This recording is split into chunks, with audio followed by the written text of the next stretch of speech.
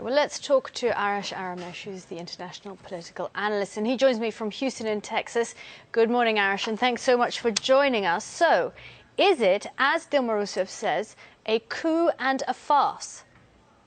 It's definitely not a coup, and she's using that for a particular political purpose. She was a prisoner in the 70s during the reign of the generals, the very generals who actually, if you have a coup d'etat, you need the military taken over a civilian government. This is not a coup, but she's definitely employing a certain political vocabulary to try to incite some excitement, anger, and fear in her base that being removed unjustly from the office. Now, whether she's being removed unjustly from the office or whether these allegations are all 100% accurate and just, that's a whole different matter. But it boils down to this. The country is suffering from massive corruption.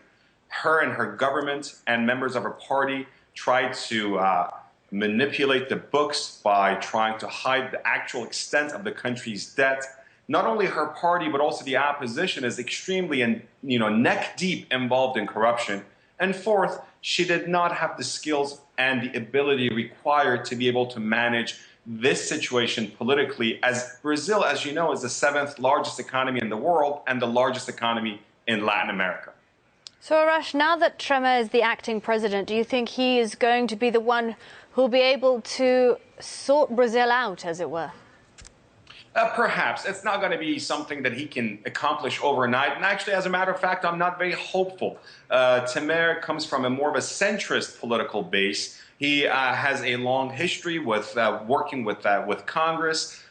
Socialist members of the Brazilian Congress have gone on the record saying that he understands the quote-unquote logic of how to deal with congressional members in Brazilian system. So, but his job really is to do two things. A, to try to keep a lid on this political fiasco that has now engulfed Brazil in flames, and B, try to jumpstart this stagnating economy that has now been in a recession for quite some time. And there are many, many reasons for that. But it is undeniable that the Workers' Party and the party of Dilma Rousseff and her predecessor, Lula da Silva, her mentor, they actually have a political base. There are people who were lifted out of poverty and were given social services. About a quarter of the Brazilian population has enjoyed some of these services. Some of those people actually fear that the new president or the acting president, Temer, would cut back some of those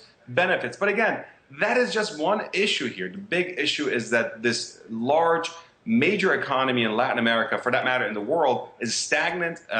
The currency has been declining, and it has to get a jump start. Now, with political uncertainty and instability, it makes the prospects of a better economy just much, much harder to imagine. And how do you think she's going to fare in this trial? Because she does actually have a reputation as an honest politician.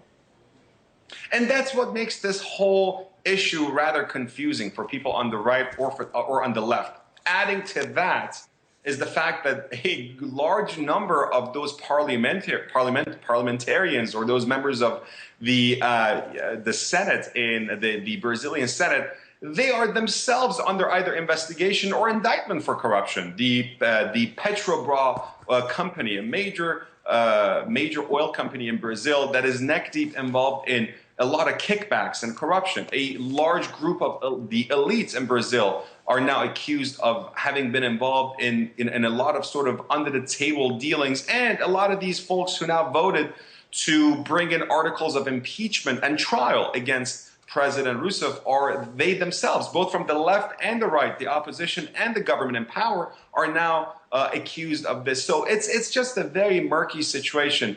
I don't think she has a great chance of survival unless something changes significantly in the political landscape, especially in the sort of a public opinion landscape of Brazil. As you know, over 60% of Brazilians want her gone. Okay, Arash, thank you so much. The international political analyst, Arash Aramesh, they're talking to us from Houston in Texas.